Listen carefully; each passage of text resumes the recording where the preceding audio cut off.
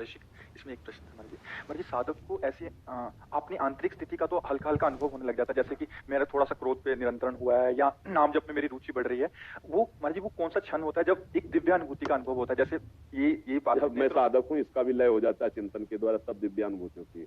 मैं भगवान का चिंतन कर रहा हूँ, ये बात भी जब भूल जाता है, केवल चिंतन रह जाता है, तब दिव्यानुभूति होती है। जब मैं का विस्मरण हो जाता है, जब तक करता रहता है तब तक दिव्यानुभूति नहीं रहती, चाहे वो सत्य साधन ही क्यों ना हो। और जब सत्य साधन में कर्ता का विलय हो जाता है तब भगवत तत्व का अनुभव होता है, चाहे वो आत्म तत्व का हो या भगवत तत्व का हो, एक ही स्वरूप, तब दिव्यानुभूति होती है। स्त्री पुरुष भाव का मिट जाना और मैं भगवत चिंतन कर रहा हूं इसका भी नष्ट हो जाना, लय हो जाना, केवल चिंतन हो रहा है।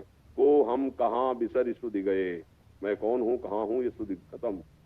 देह कुटुंब ते जाए छूट सब ही विधि ना, तो ब्रह्म नहीं माया नहीं, नहीं जीव नहीं काल, अपनी हूं सुधि ना रही, एक रहे हो नंदलाल। आत्मस्वरूप प्रभु में केवल रति, कोई अन्य चिंतन नहीं, ये आखिरी स्थिति है।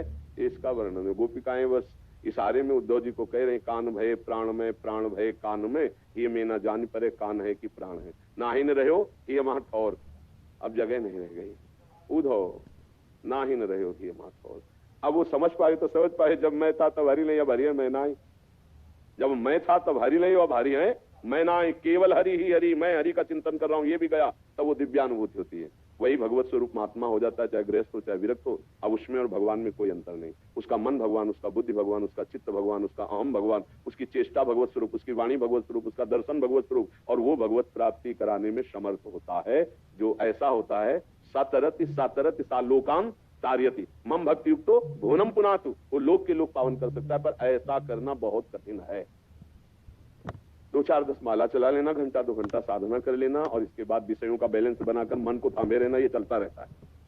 लेकिन मन को निर्विषय करके सच्चिदानंद में एकाकार बुद्धि तदाकार तन्मयता, लाखों भक्तों में कोई एक, लाखों साधकों में कोई एक बिरला गुरु कृपा पात्र ऐसी स्थिति को प्राप्त होता है।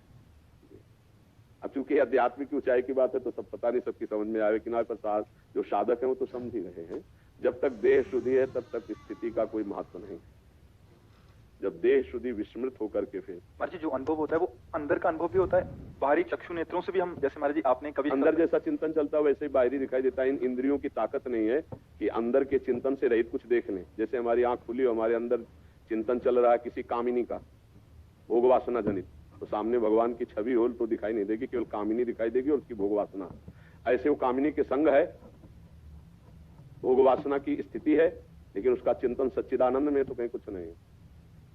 एक स्थिति होती है, बस ये इसी स्थिति का साधक जन जो वास्तविक साधना में लगे हैं, गुरु कृपा से इंतजार करते रहते हैं कब वो दिन आएगा कि हम देह भाव विस्मृत होकर अपने प्रभु में तन्मय हो जाएंगे। पर वो अथक परिश्रम अर्थात पूर्ण पुरुषार्थ, कायर पुरुषों को नहीं स्थितियां प्राप्त होती।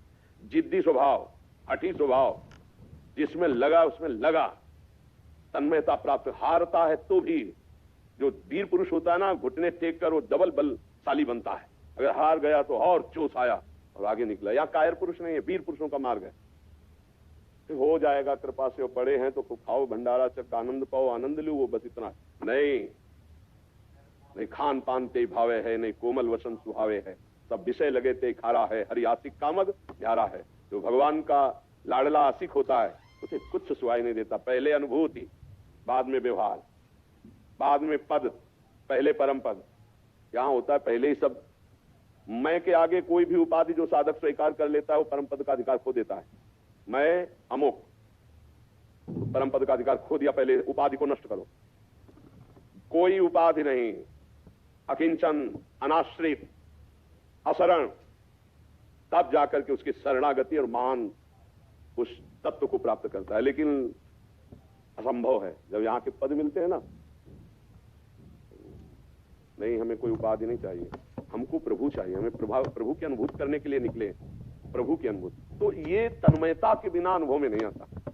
जैसे थोड़ा भजन कर लिया, आपके विषय भोगों में रहता है नाना प्रकार, ये एक सुकृत जैसा हो रहा है, लेकिन भगवत तत्व का बोध करने वाली साधना तो नहीं हो रही ना।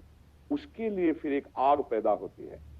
दर्श बिन दुख न लागे नैन, जब से तुम बिछड़े प्रिय प्यारे कबो न पायो चैन। वो एक अंदर ही अंदर नाम जब चल रहा है, एक व्याकुलता है। कभी एकांत में रोता है, कभी प्रभु से विनय करता है, मानो बात कर रहा हो, प्रभु कब मिलोगे, कैसे, कहां जाऊं, किसके चरण पकड़ूं, क्या उपाय करूं, मेरे प्रभु मुझको मिल जाए। ये लगन, ये लगन ब्रह्मादिक के भोग सब विषम लागत ताई, नारायण ब्रज चंद्र की लगन लगी है जाए। वो व्याकुल घूमता है। देखो ये मार्ग बार बार कह रहे सूरवीरों का मार्ग है। जैसे सूरवीर के घाव होता है ना, तो वो हताश या निराश नहीं होता, उसको और एक वीरता आती है। और कायर खून देख के भाग पड़ता है। तो जहां कोई विपत्ति आई, निंदा हुई, उपहास हुआ, तो बोले यार जब से भक्ति शुरू की ना तब से बड़ी परेशानी है, भाग पड़ा कायर है। वीर पुरुष और के अब रंग आएगा। जब तक भक्ति में विरोध ना हो तब तक ये तो समझना कि हमारी भक्ति रंग ला रही है। जब भक्ति में विरोध शुरू हो जाए तो आप बिल्कुल चौड़ी छाती करके चलो, तुम्हारी भक्ति रंग ला रही है। डंडे में झंडा फहराता है।